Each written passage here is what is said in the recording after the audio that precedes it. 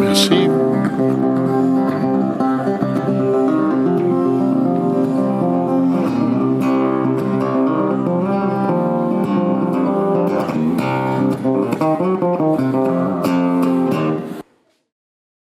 Nous qui sommes septentrionaux,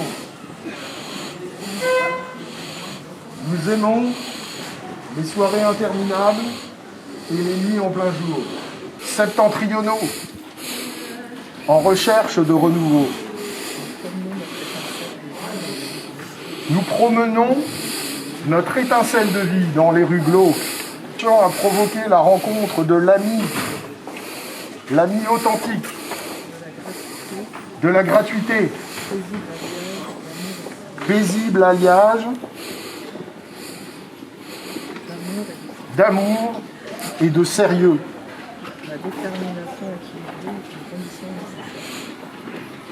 La détermination équilibrée est une condition nécessaire. L'équilibre permet la circulation du flux entre les pôles, électricité indispensable au surgissement de la lumière dans notre septentrion. Identifier de nos yeux des repères durables. Penser une société améliorée. Se projeter dans un avenir de civilisation. Envisager d'être heureux, tous ensemble, dans la maison commune.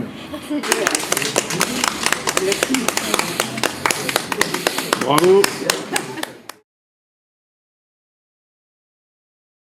Je voulais faire un travail plastique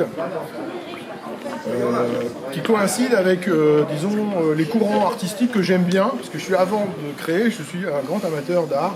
J'ai déjà fait beaucoup de visites, de galeries, de musées, en France, à l'étranger, etc. Je voulais faire un art modeste, un art pauvre, un art issu de la vie quotidienne, des objets quotidiens, des référents visuels que l'on a autour de soi, dans la vie quotidienne, et puis surtout un art qui soit aussi un peu révolutionnaire, dans le sens, un art qui prenne à contre-pied, disons, les stéréotypes des classes dominantes. Ensuite, l'aspect transcendant, c'est parce que je voulais...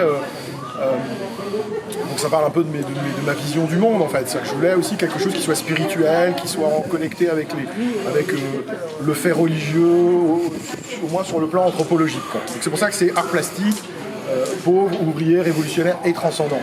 Et donc dans cette exposition, le côté transcendant, le côté spirituel, le côté religieux, il a été beaucoup plus mis en valeur que l'année dernière. L'année dernière, j'étais plutôt sur la spiritualité, entre guillemets, de l'homme premier, de la préhistoire, alors que là, j'ai voulu travailler sur le christianisme, le judaïsme et l'islam, la vie quotidienne, l'identité et le mysticisme.